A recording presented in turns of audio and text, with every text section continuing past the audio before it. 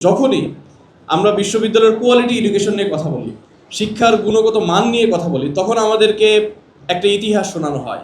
আমরা যখন শিক্ষার গুণগত মান নিয়ে বলি তখন বলা হয় যে এই বিশ্ববিদ্যালয় আলাদা, এই কারণে শুধু এই বিশ্ববিদ্যালয়ে শুধু রাজনীতিই চলবে। শুধুমাত্র রাজনীতি দিয়ে যে একটি বিশ্ববিদ্যালয়কে বিশ্বের পরিসরে পরিচিত করানো যায় না, বিশ্ববিদ্যালয়ের যে মৌলিক উদ্দেশ্য সেটা বাস্তবায়ন করা যায় না।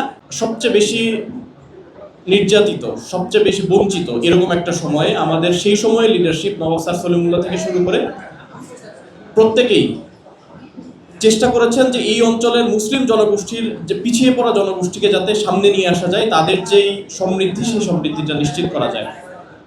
কিন্তু আমরা বর্তমান সময়ে কি দেখছি? বর্তমান সময়ে দেখছি যখন আমরা ঢাকা বিশ্ববিদ্যালয়ের গবেষণা বাজেট নিয়ে কথা বলি, তখন আমাদের শুনতে হয় যে গবেষণা বাজেট যেহেতু অ্যাপ্রুভ করা হয়নি, ফলে গবেষণা বাজেট আমরা আর দিতে পারবো না, বা গবেষণার ব্যাপারে আমরা পিছিয়ে পড়ছি। কিন্তু বর্তমানে লিডারশিপ এটা চিন্তা করে না যেই ঢাকা বিশ্ববিদ্যালয় এই দেশ এবং জাতির পুনর্গঠনের জন্য যে ভূমিকাগুলো রেখেছে, এই বিশ্ববিদ্যালয়কে কিছু দেওয়ার আছে, এটা একটা গুড ইনভেস্টমেন্ট হতে পারে। আমরা দুঃখের সাথে লক্ষ্য করি যখনই আমরা বিশ্ববিদ্যালয়ের কোয়ালিটি এডুকেশন নিয়ে কথা বলি, শিক্ষার গুণগত মান নিয়ে কথা বলি, তখন আমাদেরকে একটা ইতিহাস শোনানো হয়। ইতিহাস হচ্ছে যে ঢাকা বিশ্ববিদ্যালয় অন্যান্য পৃথিবীর যে কোনো বিশ্ববিদ্যালয় থেকে আলাদা। কেন? কারণ ঢাকা বিশ্ববিদ্যালয় এদেশের জাতি পুনর্গঠনে বিভিন্ন সময়ে ভূমিকা রেখেছে। আমি এটা আসলে বুঝে উঠতে পারি না ঠিক কোন যুক্তিতে এই দুইটা জিনিস মিউচুয়ালি এক্সক্লুসিভ হয়। যেই বিশ্ববিদ্যালয় জাতির পুনর্গঠনে ভূমিকা রাখে, অবশ্যই জাতির উচিত হচ্ছে সেই বিশ্ববিদ্যালয়কে সমৃদ্ধ করা। কিন্তু আমরা লক্ষ্য করি যে ঢাকা বিশ্ববিদ্যালয়ের প্রতি যে বিবাদসুলভ আচরণ, এই বিবাদসুলভ আচরণের কথা আমরা যখন শিক্ষার গুণগত মান নিয়ে বলি তখন বলা হয় যে এই বিশ্ববিদ্যালয় আলাদা, এই কারণে শুধু এই বিশ্ববিদ্যালয়ে শুধু রাজনীতিই চলবে। অথচ শুধুমাত্র রাজনীতি দিয়ে যে একটি বিশ্ববিদ্যালয়কে বিশ্বের পরিসরে পরিচিত করানো যায় না, বিশ্ববিদ্যালয়ের যে মৌলিক উদ্দেশ্য সেটা বাস্তবায়ন করা যায় না, এই বিষয়ে সম্ভবত এই বিশ্ববিদ্যালয়ের যারা দায়িত্বে রয়েছেন, যারা শিক্ষার সাথে কাজ করেছেন দীর্ঘদিন, তারা শুধুমাত্র তাদের রাজনৈতিক যে এজেন্ডা সেই এজেন্ডা বাস্তবায়ন করতে যেয়ে এটা ভুলে থাকতে চাচ্ছেন।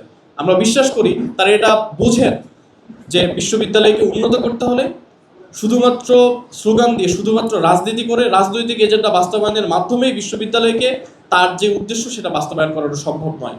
বরং বিশ্ববিদ্যালয়ের কিছু এজেন্ডা আছে।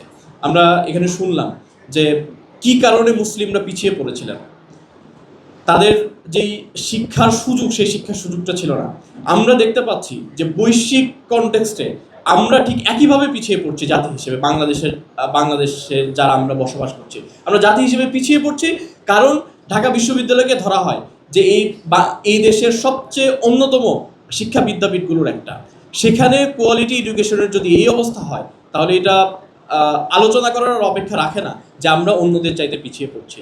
আবারও সম্ভবত আমাদের এই ধরনের কঠিন পরিস্থিতির ভিতর দিয়ে যেতে হবে যদি এখনই আমরা সতর্ক না হই। আমরা ইতিহাসে যখন দেখেছি আমাদের লিডারশিপ, তারা যেমন তাদের প্রচেষ্টার মধ্য দিয়ে তারা শুধুমাত্র এই অঞ্চলের মানুষের যে স্বার্থ রক্ষা, সেই স্বার্থ রক্ষায় যেমন কাজ করেছেন, তারা সেই সময়ের যারা কর্তা ব্যক্তি ছিলেন, সেই সময়ের ইংরেজ যে সকল লর্ড যারা ছিল, যারা শাসকরা ছিল, তাদেরকে যেভাবে বাধ্য করেছে, আমরাও আশা করতে চাই এই বিশ্ববিদ্যালয়ে যারা দায়িত্বপ্রাপ্ত, এই বিশ্ববিদ্যালয়ের প্রশাসনের বিভিন্ন জায়গায় যারা বসে আছেন, তারা শুধুমাত্র রাজনৈতিক কারণে লেজুর বৃত্তি না করে বরং এই বিশ্ববিদ্যালয়ের সমস্যাগুলোকে তারা তাদের সামনে তুলে ধরবেন এবং যে দাবি দাওয়াগুলো শিক্ষার্থীদের আছে, আমরা দীর্ঘদিন ধরে যে দাবি দাওয়াগুলো রেখে আসছি, সেই দাবি দাওয়াগুলো বাস্তবায়ন করবেন এই আশাবাদী রাখি।